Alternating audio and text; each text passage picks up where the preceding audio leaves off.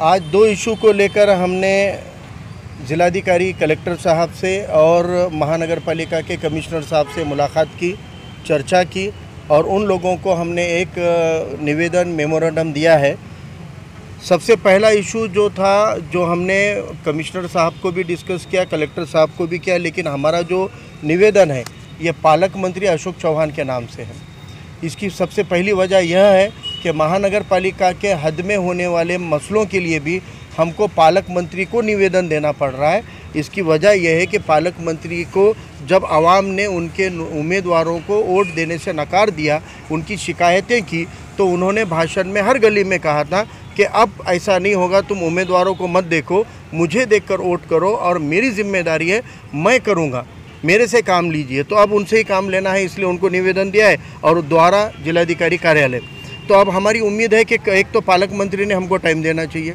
हम नांदेड़ शहर के और ज़िले के कई ऐसे मसले हैं जिनको पालक मंत्री का ध्यान नहीं है बिल्कुल भी, और कई बड़े बड़े मसले हैं जिन पे उनकी तवज्जो ज़रूरी है।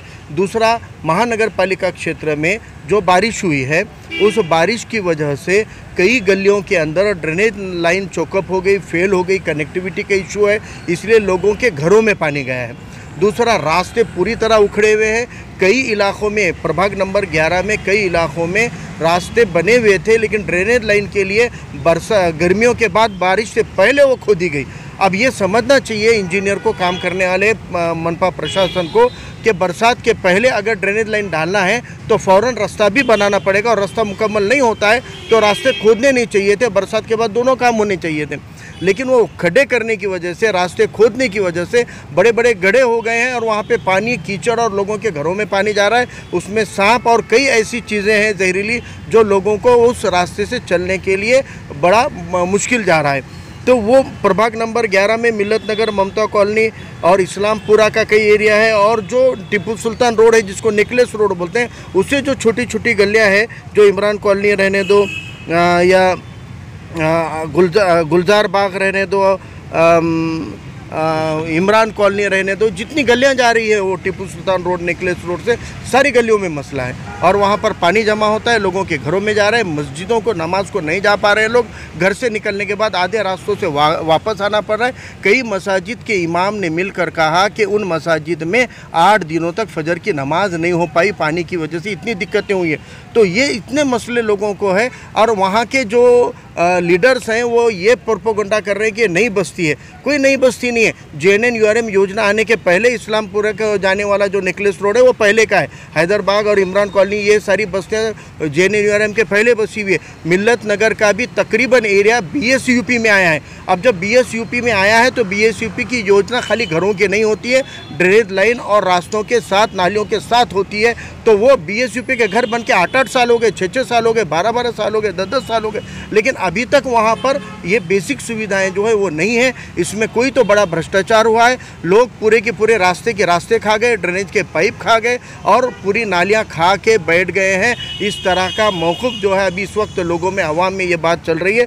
तो इसलिए इन मसलों पर हमने कहा, कमिश्नर साहब ने हमको यकीन दिलाया कि भाई अभी हमने कुछ एस्टीमेट बनाए हैं, इसकी मंजूरी की प्रोसेस हो चुकी है, लेकिन ये प्रक्रिया होने में हमको लगता है कि ये अभी इतने फ़ौरन होने वाला नहीं है। यानी ये काम होने के लिए 4 महीने से 1 साल का वक्त लग सकता है। तो फिर अब ये जो 2-3 महीने और बारिश के रह गए हैं, या महीना 1.5 महीना जो बारिश होने वाली है, इसके लिए क्या हाल है?